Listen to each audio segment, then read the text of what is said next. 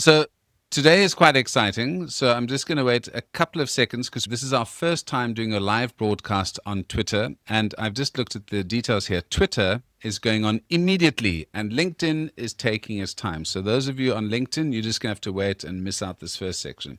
But anyway, today's guest is Marta Chaya, a product strategist who doesn't just talk innovation, she builds it. She's launched over 10 digital products globally with a career that spans creative advertising in London to cutting edge retail tech. She's also studied in Asia and been to my home country, South Africa. So we're almost kindred spirits. Um, she's got a first class degree from the University of Arts London and has serious branding chops. Marta blends creative instinct with commercial firepower. Now leading product strategy and experience innovation at Radar, she's pushing the boundaries of how physical meets digital intelligence. So think AI and RFID, and customer behavior as the real brief. Her work is defined by a consumer-led approach and a clear refusal to play it safe. This is somebody who brings the mindset of an artist, the clarity of a strategist, and the guts to challenge the norm.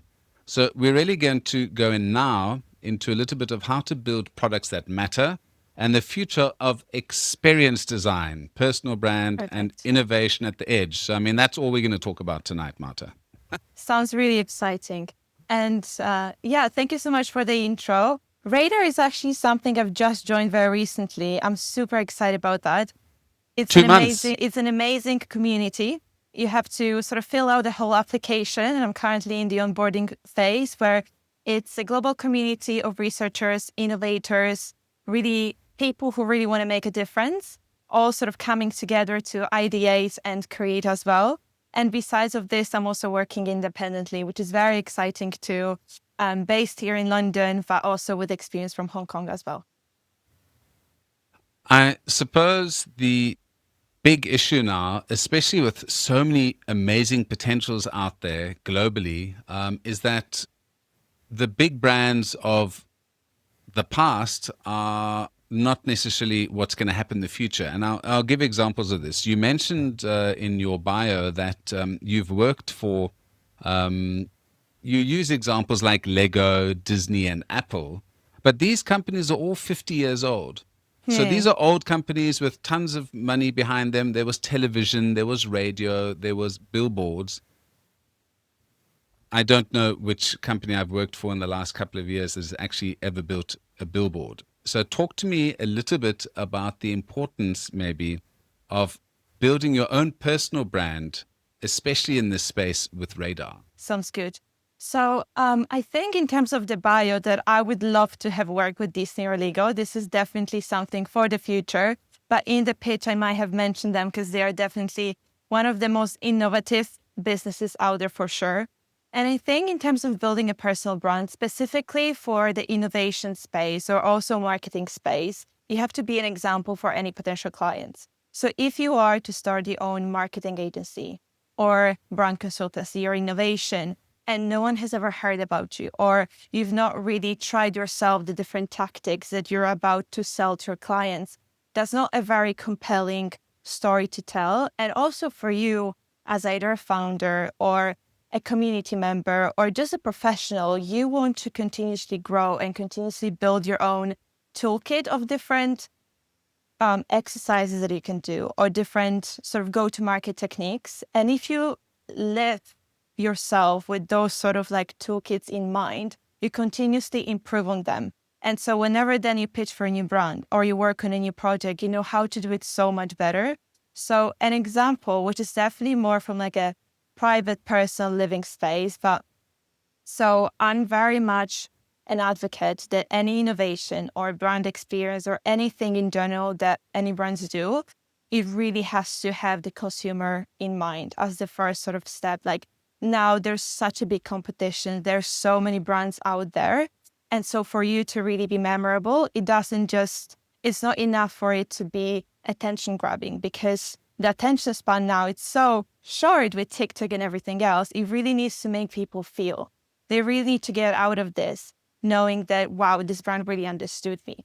And for those brands to do that, they really have to go deep on the customer insights so that they know that whatever it is they're doing, they're genuinely doing it with the consumer in mind. And how I personally like to do that so that I live this personal brand is definitely trying to organize some sort of dinners with friends of mine from different industries, where we sort of sit together and in a very informal way, I get to say what it is that I think is sort of up and coming, but I also get to hear their perspectives.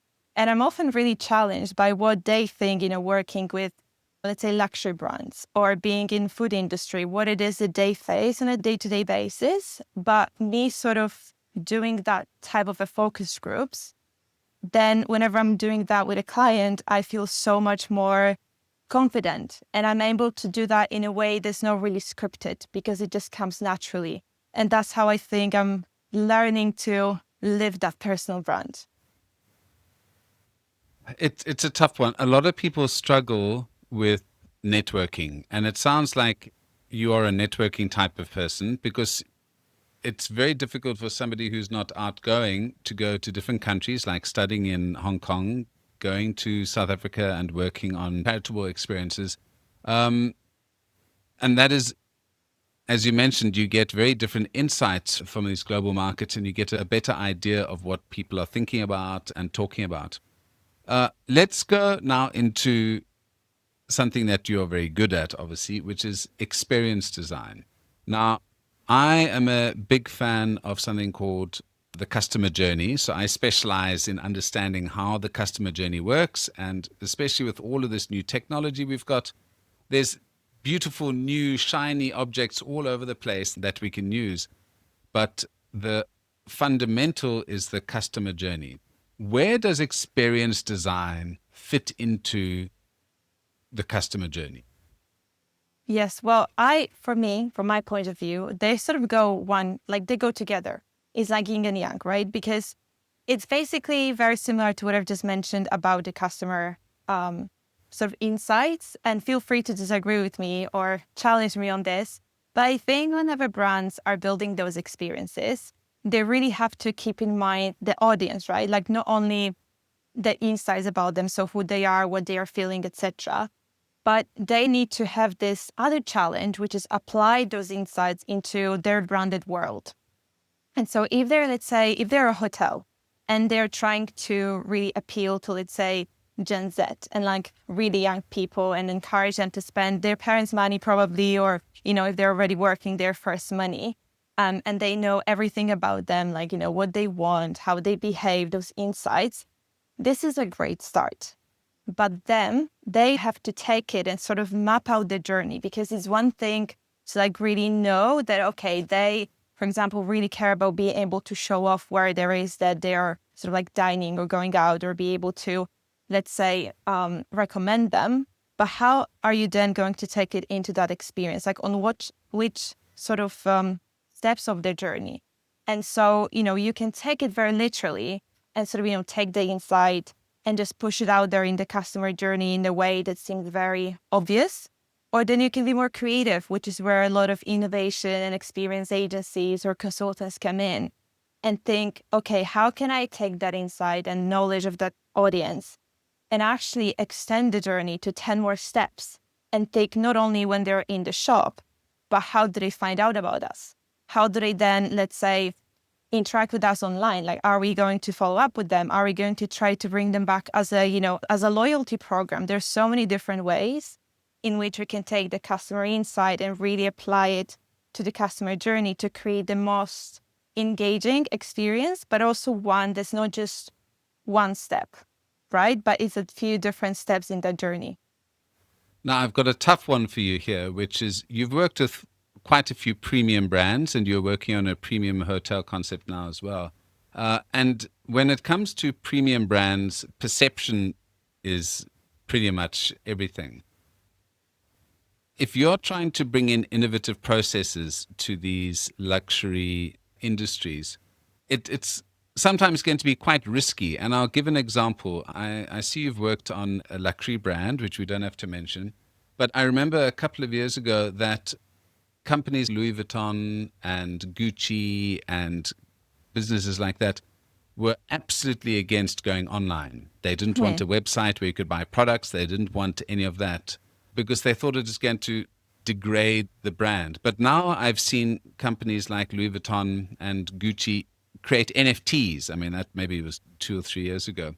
How do you sell in these bold ideas to perhaps legacy luxury companies who see the world sort of going past their ears but want to maintain their luxury mindset? How do you start talking to the leadership about how this experience strategy can sort of, how can it be moved onto new channels and into new spaces? I love this question, and there's so much we can unpack in here from, why they wouldn't want to do that in the first place. Or also, I know some of them also had very limited spaces in the shop floors, and there were like waiting lists for people, or you had to be a member to be invited, the whole scarcity mindset. And I think that back to your question about why senior leadership should start to innovate, it's all about the times that we live in and how, is already changing. Like, for example, Gen Z's purchasing power is growing so quickly. And these are like really young people who really want inclusivity. They really want to not only see the product, and it's not enough for many of them. I might be generalizing a bit, but that might not be enough for them to just think, okay, this is a legacy brand. This is great. But then there are also these other designers who are really changing everything about fashion or jewelry or anything else. And so for those brands to keep up, it might just not be enough to simply say, we are a legacy brand, right? Because, the customers are changing and what they want is changing too. And I think a great example in terms of like fashion would be, and I might pronounce them wrong, but Caporni, the French brand. And, like one of the most iconic moments in fashion is basically them live painting Bella Hadid on Paris Fashion Week, I believe. That was a few years ago. But even though obviously like I am very interested in high fashion, but it's not really a space where I've worked a lot. It's something that I read a lot everywhere. It was all over my a lot of people in my workplace at the time were talking about that. And so if I was to speak with the senior leadership, I would ask them, what do they want to be known for in a few years' time? And are they actually really set to compete with brands like this, which not only have the craft, because they are both like incredible designers, but they also have this mindset of challenging what is it to do high fashion now. And so any brand really has to compete with a lot more now than they ever had. A brand that really stands out for me is Goyard, and I'm pronouncing it in my terrible accent, but I've seen it is sort of a slightly niche brand, perhaps not as well known as Louis Vuitton, but I've seen a lot of millennials wearing or carrying Goyard, either cell phone cases or bags, etc. So they've obviously gone with the times. When it comes to the type of work that you're doing, if I had to have a magic wand and say to you, Marta, you could have any client in the world you want, who would that be and what would you want to do for them? Oh, I love all your questions, honestly. They're so creative and just like opening up space. I think, of course, like one of the brands you mentioned before, a legacy brand, Lego. I actually don't know how you could tell me because you live in Scandinavia now, right? Yeah, Lego. Okay, I will not be saying it out loud.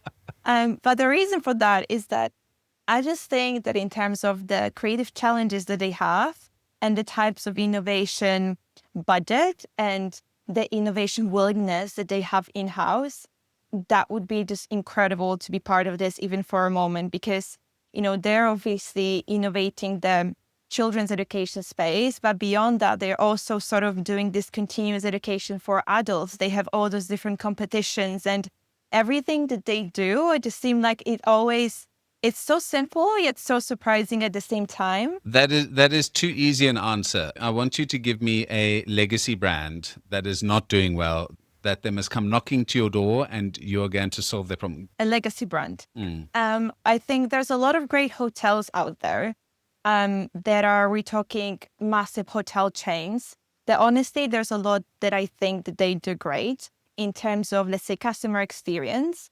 But there's very little that I can ever find for the best in class examples for loyalty programs, for example, of digital sort of products or continuous experiences that their guests who are spending a lot of money on those hotel rooms and all those experiences and sort of giving a lot to those hotels. Like for them to they stay engaged with them and have some sort of continuous benefits, whether that is, I know, check in on how they're doing after those massages that they had over 10-day stay, or, any sort of like stories like that.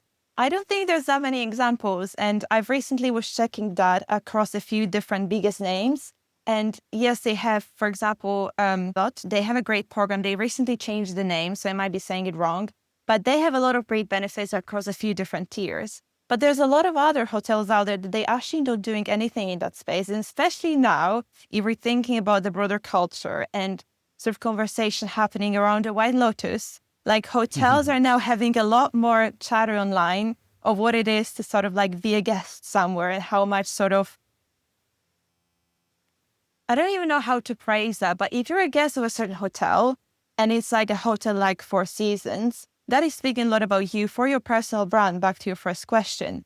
And other than you just, posting the photographs from your stay, there's such a big opportunity for those hotels to keep engaging with those people, to sort of be those ambassadors for the brands once they leave the Thailand or Italy, wherever it is that they are. And I just don't think there's that much being done in that space. I would love to work with companies like this and do something in that space. I love that. And it's such a relevant example. I'm a bit of a fanboy of the White Lotus. That is on Mondays when it comes Yes, out. last episode. Yes, after my choir practice, my wife waits for me. There'd be a divorce if she watched it without me. So we watched that. She's been listening to the soundtrack, which is also fantastic. And you're absolutely right. There are a lot of opportunities that are being missed. For example, I've been to a couple of hotels where there are specific sort of iconic Instagram spots. So they'll say, here are the Instagram spots you need to go to. But for example, why is there not a paparazzi style photographer that they can use to take their glamour photographs as part of the package? I mean, in these places, just tell them to get the pose right. So there's a whole bunch of exciting things that folks can do there. Now, Definitely, they should not be saying the guests they look like Peppa Pig, because unless you have like Tanya's, personality, I might have been offended if someone told me this. So yeah, they can't take photos of me. I will guaranteed look like Daddy Pig, I think. I'm sure that's not true. So, but let's talk about to close off, about your current business at Radar. So you've been working in a lot of sort of innovation spaces. So you're working in startups, but you're also doing your own consulting. How is your art background? Because I've seen this when hiring folks. It's good getting somebody from outside of marketing or accounting or strategy industry to bring in a new, fresh look. How do you think your art background is helping you with your mindset when it's going specifically into strategy and this experience design? So I think the older I get or the more experience I get, I see this as a more and more of a strength. Because especially, it definitely all depends in what sort of environment you work. Because if you're in advertising, a lot of people there, they already have that similar background. Even in the strategy departments, a lot of people would have gone to art schools and just, did a little bit more of like businessy courses, but still in those sort of institutions. In consulting, is definitely less common. And especially now, as an independent strategist as well, what I think it brings to the table is definitely that fresh perspective. But at the end of the day, what I like to say to the people is that I have not studied art per se, painting for the sake of being an artist and having great ideas. But I was very strategic with the choice of my sort of university, because I went to Uni of the Arts in London and then also studied advertising in Hong Kong. But it was very practical because it was all about the business of ideas. And if you think about that, that's actually what a consultant is doing. It's just that what I bring to this equation is looking at those ideas from this more creative point of view. And then I always have like a other partner who's more commercial driven. And then it's like this great sort of balance of ensuring that you are going to bring back the value to the business, that they will see a big impact and is definitely going to have this return on investment. But at the end of the day, you're just not repeating something that you would have read in any other marketing book, because as you and I were talking before as well, there's so many great brands out there. And, it's so difficult to stand out. And so you really need to think of idea as the king, which is what my background sort of bringing to the table. And of course, there's, it's not really this mystery of what idea is good. There's so many different toolkits that one can use to identify which one is really good. And so, when I say that having studied at Creative University means that you know all those things about ideas, it's actually just knowing how to spot them and how to refine them. And there was even this great book, which we read, which is called How to Steal Like an Artist. And the whole point was that most of the ideas have already been done.